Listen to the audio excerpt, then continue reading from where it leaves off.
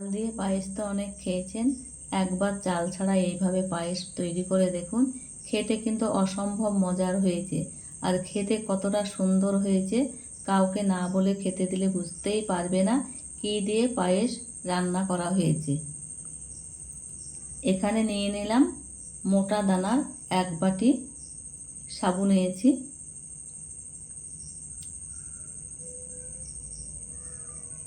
ভিজিয়ে রাখবো 2 ঘন্টা। 2 ঘন্টা পর ফিরে এলাম।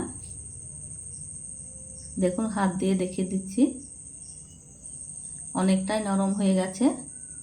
পরিষ্কার করে ধুয়ে জল ঝরিয়ে নেব এক ছাঁকনিতে করে। আমার চ্যানেলে নিত্য নতুন রেসিপি পেতে লাইক, কমেন্ট, সাবস্ক্রাইব করে পাশে থাকবেন।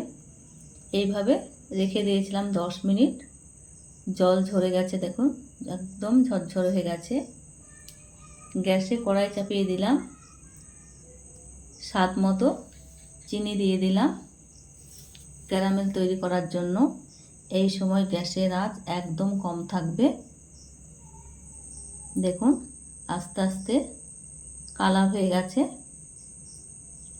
হালকা হাতে নেড়ে নিচ্ছি, ক্যারামেলটা যাতে পুড়ে না যায় তার জন্য গ্যাসের আঁচ একদম কম রাখতে হবে। দুধ জাল করে ঘন করে নিয়েছি, দিয়ে দিলাম ক্যারামেলের উপরে, দিয়ে ভালোভাবে নেড়ে নিচ্ছি। অনবরত নাড়তে নাড়তে ক্যারামেল দুধের সঙ্গে মিশে যাবে। ভিডিওটি না টেনে পুরো ভিডিওটি দেখার অনুরোধ রইল বন্ধুদের কাছে। জাল করে নেওয়ার পর ভিজিয়ে রাখা জল ঝরিয়ে নেওয়া সাবুটা দিয়ে দিলাম।